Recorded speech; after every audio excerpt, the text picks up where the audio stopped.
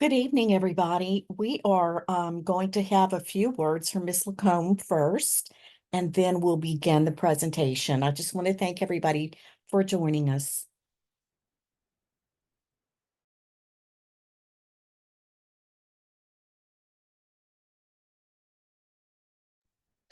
Well, Ms. Lacombe said that she spoke with everybody today, so we will go ahead and get started. And remember that at the end of this session, we will have a question and answer period. So jot down your questions or drop them in the Zoom chat box, and we'll address them at the end. It's very important that you get an understanding of the cost of attendance at your college. Many colleges will provide you with the cost of tuition for the academic year, but there are other expenses involved. And those expenses include your equipment, books, and supplies, your personal expenses that you might incur when you're away, living away from home um, at school, your room and board, which could be a large amount of your cost, and your tuition and fees.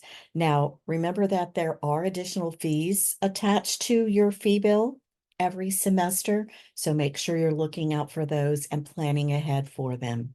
But the good news is that financial aid is available from the U.S. Department of Education, the state of Louisiana, your college or career school, and then nonprofit and private organizations like Leela.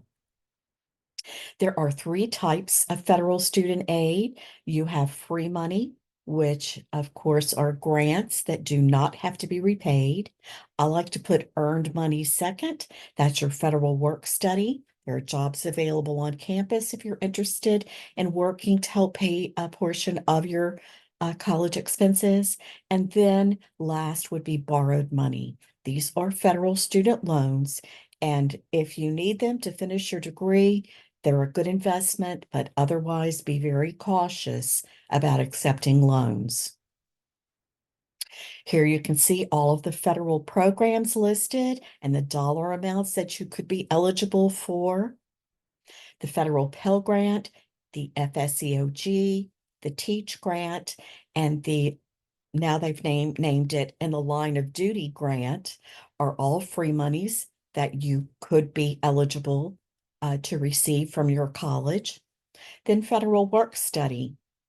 Jobs are available all over campus. If you're interested in these jobs, let the financial aid office know. And then your student loans. These are federal student loans, which have a lower interest rate than a normal bank loan would, but be very cautious about accepting this portion of your student aid. They are the federal subsidized and unsubsidized direct loans and direct plus loans if you have parents that are interested in borrowing on your behalf to pay for your college expenses.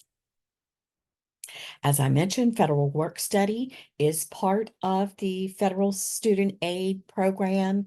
It, um, it is money that's available on each campus that participates in the program. These jobs are great work experience for you and look wonderful on your first professional resume. So please consider a federal work study job. I want to talk to you just a moment about the difference between the student loans you could see on your financial aid offers. The direct subsidized loan is a need-based loan. It's for students that have, of course, financial need. It's only available to undergraduate students, but the interest does not accrue while you're in school.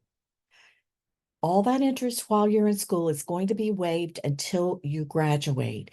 Then you will be responsible for the principal amount borrowed plus interest that will accrue during the life of your loan. Direct unsubsidized loans are basically for all students, regardless of financial need. These are available to undergraduate and graduate students. And it's important to remember that the interest begins to accrue on this loan once it's fully dispersed. So usually in the spring of each academic year, you will receive your last disbursement, and then your loan will go into, then interest will begin to accrue on that loan. So remember, when you take a look at your student aid offers, to accept the subsidized loans before the unsub portion. And you can remember this by saying the U and unsubsidized means that you always pay the interest on that loan. All of these monies can be used at public and private four-year colleges, community colleges, career and technical schools, for part-time or online college courses. But to access these dollars, you must first complete the free application for federal student aid, known as the FAFSA. Now, there are FAFSA deadlines. This year, the FAFSA has been released a little bit late, and some of the timelines have changed, but check with your colleges to find out when their priority financial aid deadline is. It's probably pushed to maybe March or April, but find out from each of the colleges you're considering. If you're using the FAFSA as your TOPS application, there is a deadline. Check with the TOPS office for that. And then, of course, the federal deadline, which is all the way through June 30th of your first academic year. Who can complete a FAFSA? Who's eligible for federal student aid? Citizens, of course, and U.S. nationals, students with a green card or an arrival departure record, those with battered immigrant status, or students with a T visa. You are all eligible to apply for federal student aid. Now, if you're in one of these categories, but your parent or parents do not have social security numbers or one of these documents, you can still submit your FAFSA, but there will be a special way for your parents to be able to sign your FAFSA. You want to gather all of the documents that you need to complete the form before you begin, and then it really should take no longer than 30 to 45 minutes to complete. Those documents include the student and parents' social security cards, because your name must be listed on the FSA ID and within the FAFSA itself exactly as it's printed on your most recent social security cards. The student and parents' 2022 federal income tax returns, student and parents' W-2 wage and tax statements from each of their employers from the 2022 tax year. And then be mindful that you do need to report the balances of your checking and savings accounts and any investment account balances that you have saved for education purposes on the FAFSA as of the date you submit. Now, the first step in the financial aid process is to create your Federal Student Aid ID, also known as the FSA ID. I want to show you a brief YouTube video from Federal Student Aid on how to create this account. Remember that the student and the parent who provided him with the most financial support in the past 12 months must create an FSA ID.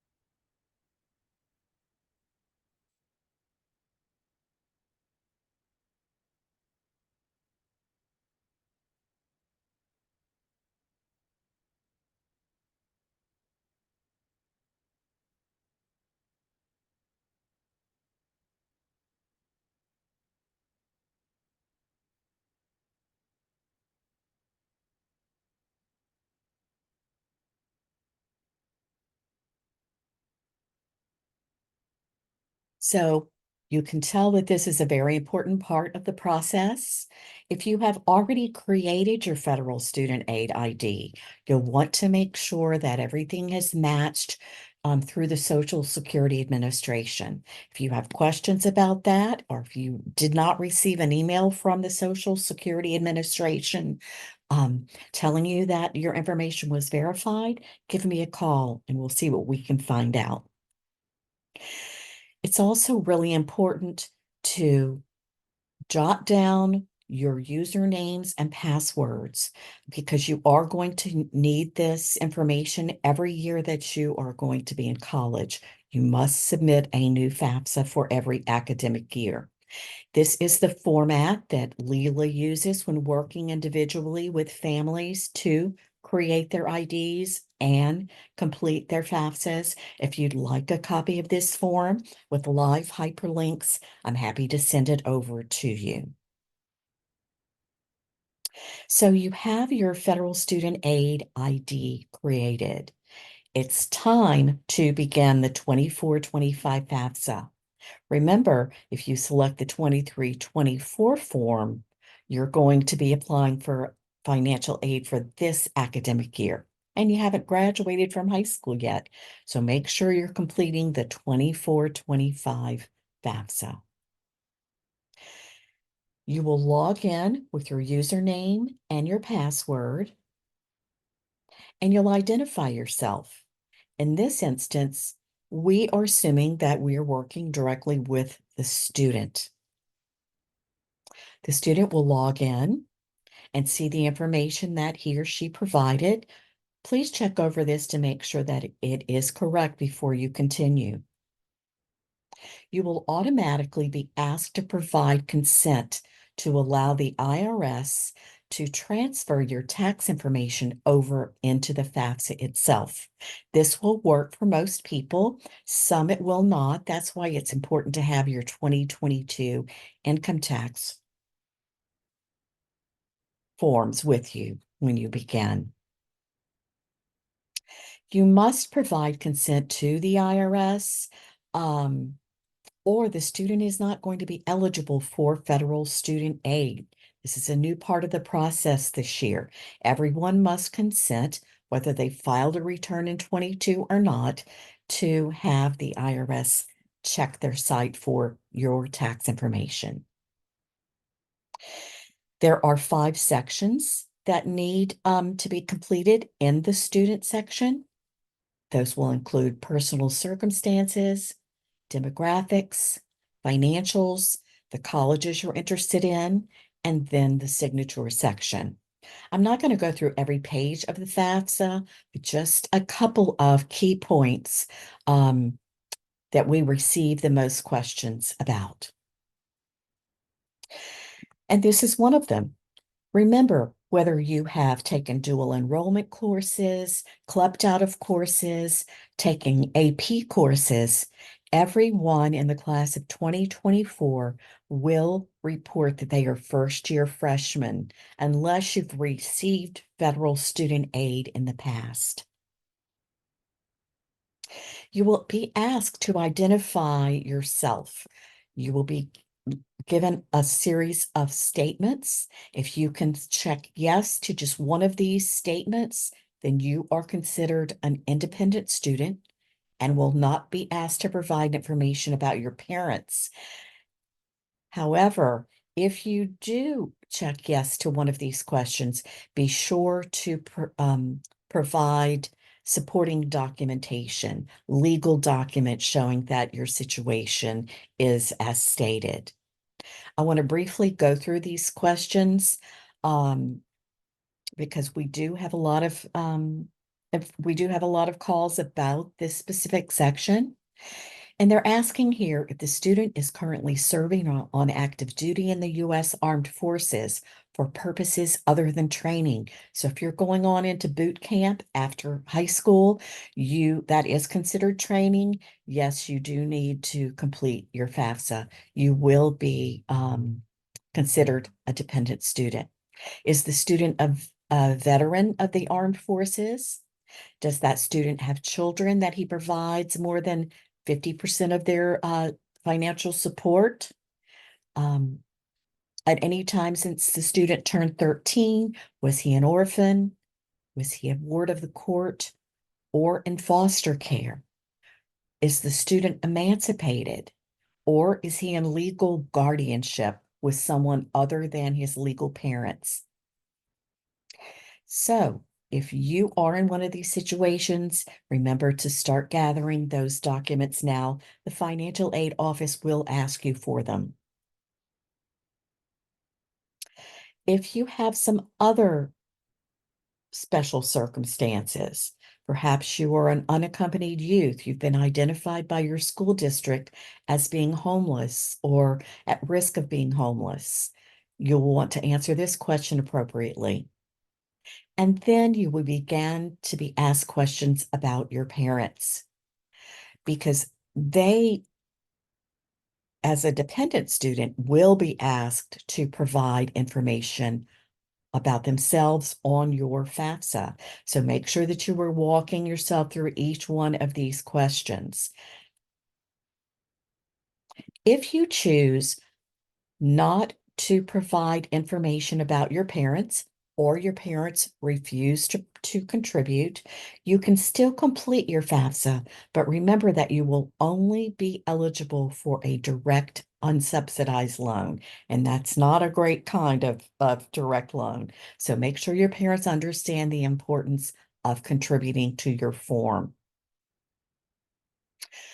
Who is your parent contributor?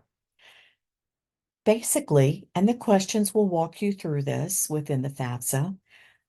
If you are living with both of your biological or legal parents, then you will provide information about both of those parents.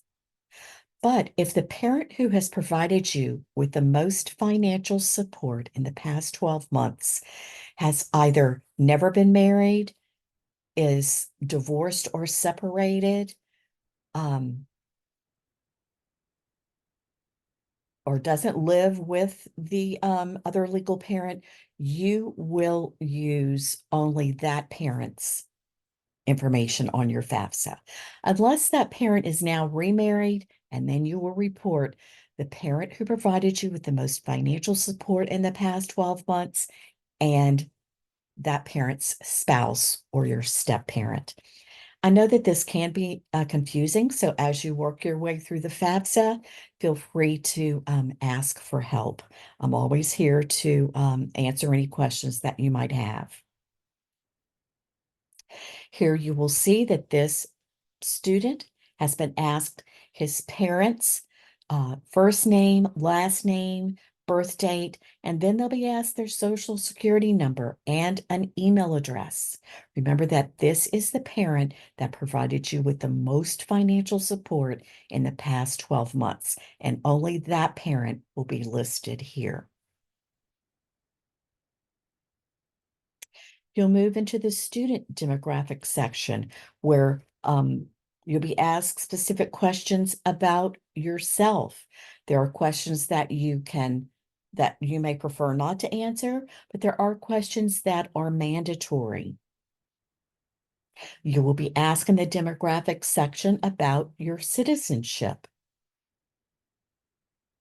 your parents' education status, if one or both of your parents was killed in the line of duty. And then you'll be asked to identify your high school and confirm it. Next, you will move over into the financial section where the students will be asked about their income from 2022 and their assets as of the date they submit their FAFSA. Next, you'll move on to the colleges that you're interested in applying to. Remember that you must add any school that you're interested in to your FAFSA so that they can receive the data to help process your financial aid offer. This year, you can add up to 20 colleges each time you submit a FAFSA. And remember, if you haven't completed your admissions applications yet, you can add those schools to your FAFSA, but you'll want to soon complete those admissions applications. This is what that section will look like.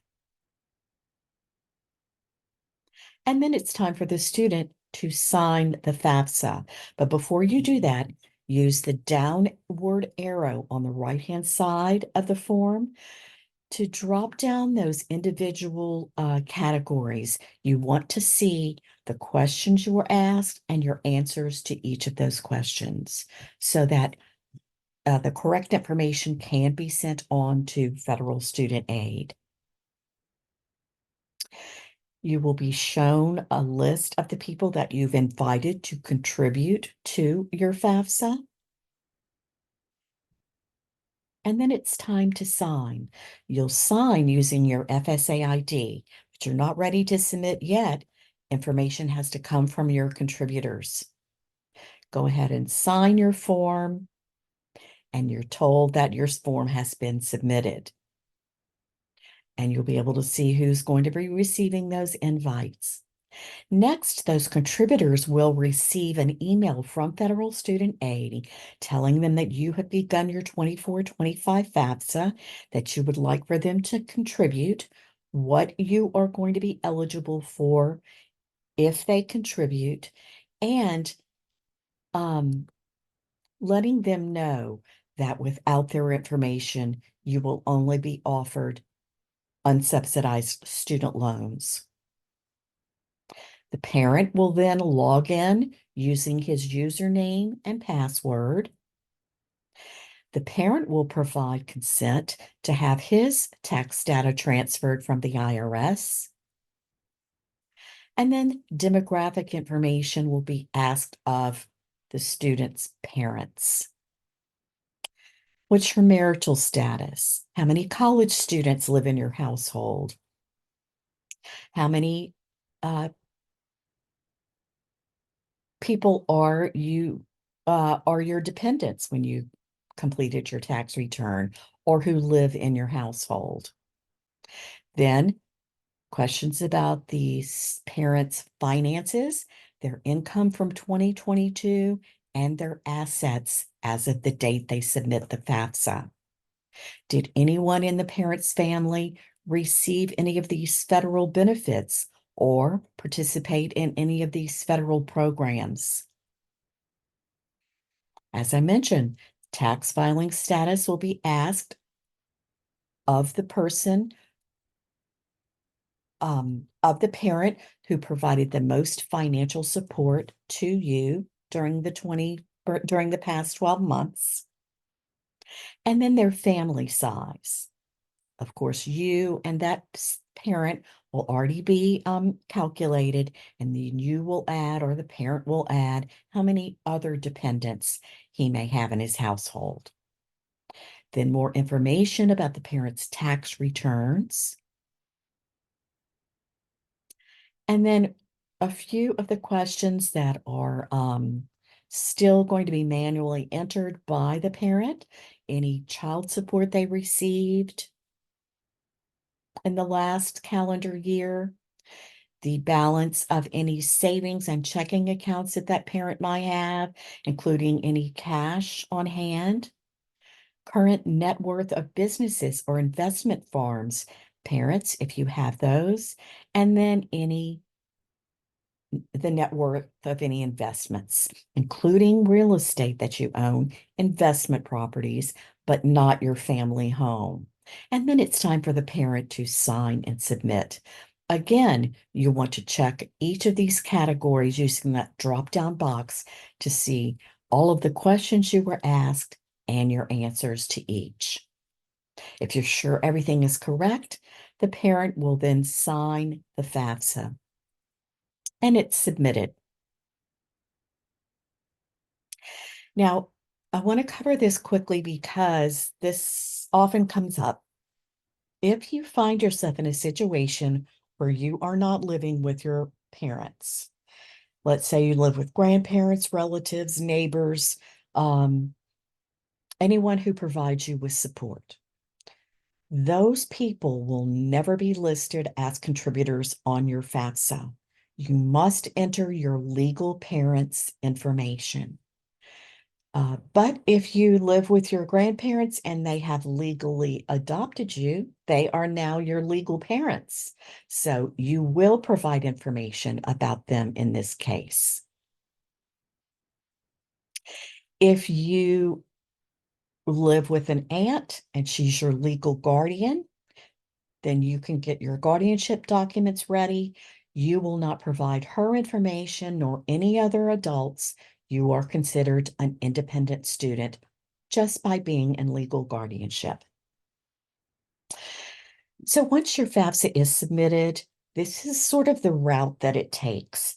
It's shared with your high schools, your colleges, and it's going on to the school's financial aid office where they will begin to go through your FAFSA data and try to identify any grants or scholarships they have available on their campus to help you pay for your college academic year. They are trying to calculate your net price at their school. So they are going to calculate your cost of attendance at their school, whether you're staying on campus, you need a dorm room, whatever your situation is. They will identify any grants, any scholarships, any institutional aid that they can to help you pay for that cost of attendance. But the difference is going to be determined, and that is called your net price. And this is the amount that you are going to be asked to pay for your education. Every college will send you a financial aid offer. They won't all look alike, but they will include that college's cost of attendance, and then they'll line item all of those costs. Tuition fees, meal plan, books and supplies, transportation, and then they'll let you know how much you're going to receive in grants and scholarships, how much they can offer you.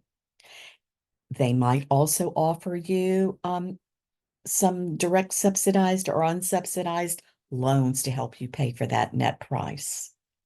So this way you can determine how much you're going to have to pay to attend each of your colleges. Once you do make your determination, if it's has a lot to do with the price of each school, you know, that's a good way to base it. But you always want to accept your financial aid in this order. The free money first, which are grants and scholarships.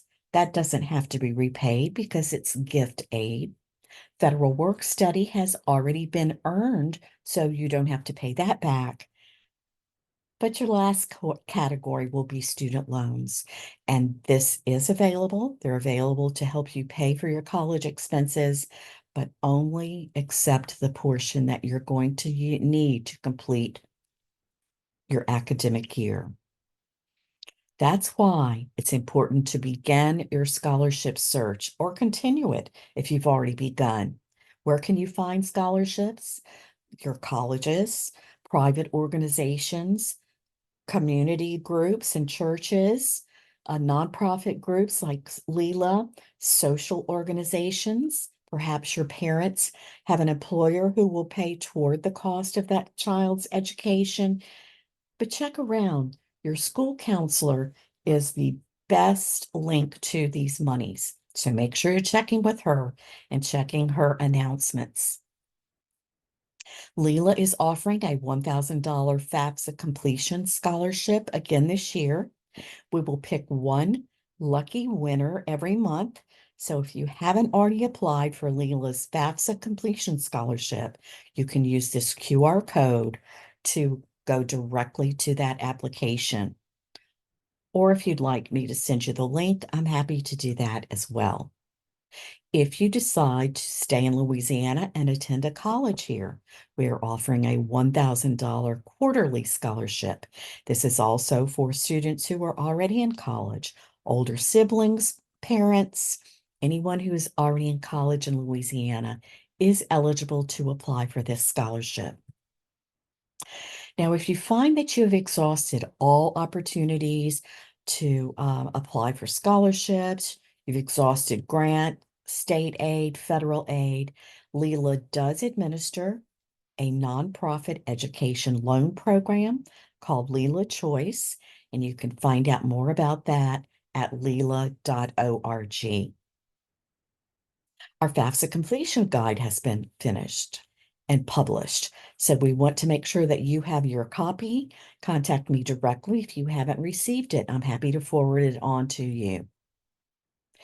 If you have any questions as you're moving through the form itself or questions before you get started, I want to provide you with my contact information. I'm always available to help you. If I'm working with someone else at the time, I'll be getting back in touch with you as soon as I can. So I don't see anything going on in our chat room. If you do have a question and you want to ask it via the chat box, please feel free to do that by typing it in there. Or if you want to unmute yourself and ask your question, we do have a small group, so I'm happy to answer you directly. Has anybody already completed the FAFSA?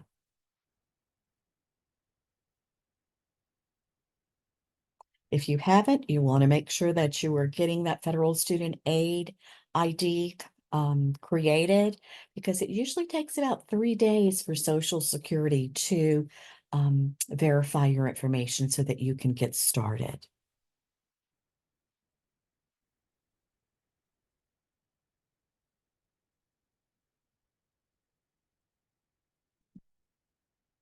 All right. Well, if we don't have any specific questions tonight, I hope you've jotted down my email address.